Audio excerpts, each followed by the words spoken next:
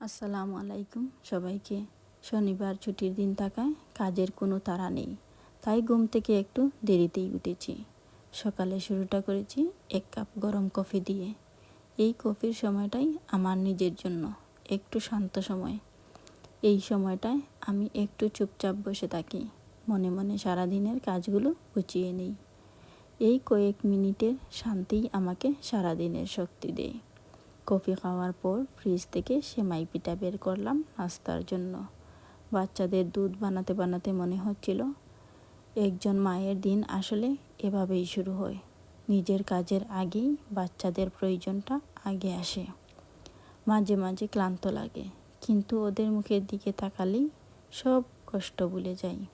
একজন মায়ের দিন আসলে ভালোবাসা দিয়েই চলে। আজ সন্ধ্যার নাস্তায় ছোলা ভুনা করব, তাই ডিম, ছোলা আর আলু সিদ্ধ করে খোসা ছাড়িয়ে নিলাম। ছোটোবেলায় মা যেভাবে রান্না করতেন, এই খাবারগুলো ঠিক সেভাবেই ঘরের অনুভূতি এনে দেয়। রান্না শেষ করে যখন প্লেটে সার্ভ করলাম, সব কষ্ট যেন এক মুহূর্তেই দূর হয়ে গেল। এই রান্নাগুলো শুধু পেট ভরায় না, মনটাকেও ভরিয়ে দেয়। মায়ের হাতের রান্নার স্মৃতি আজও আমাকে সাহস দেয়। সন্ধ্যায় সবাই মিলে ছোলা ভুনা খেলাম। এই সময়গুলো খুব সাধারণ, কিন্তু পরে মনে হলে সবচেয়ে বেশি ভালো লাগে, যেগুলো ছবির মতো মনে গেঁথে থাকে। দুপুরের জন্য শুটকির তরকারি রান্না করলাম শিম আর শুটকি দিয়ে। পেঁয়াজ, রসুন আর মশলার গন্ধে পুরো রান্নাঘর ভরে গেল। এই শুটকি রান্না করলে সব সময় দেশটার কথা মনে পড়ে, মায়ের হাতের রান্নার কথা মনে পড়ে, শৈশবের দুপুরের কথা মনে পড়ে। প্রবাসে থাকলে এই স্মৃতিগুলো আরও বেশি অনুভব হয়। দেশের খাবার রান্না করলে নিজেকে একটু কাছাকাছি মনে হয়। এরপর করলা ভাজি করলাম।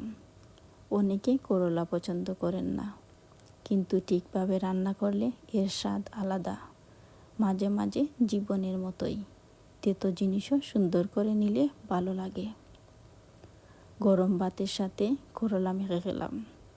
খেতে সত্যিই দারুণ হয়েছিল।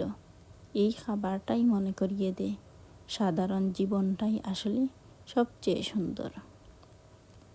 এই খাবারের সময়টায় সারাদিনের ক্লান্তি ভুলিয়ে দেয়। আলহামদুলিল্লাহ, এইটুকুতেই শান্তি। এটাই আমার আজকের দিন। একজন সাধারণ মায়ের সাধারণ রান্না আর সাধারণ জীবন। আপনাদের ভালো লাগলে পাশে থাকবেন, একটা লাইক আর কমেন্ট করবেন।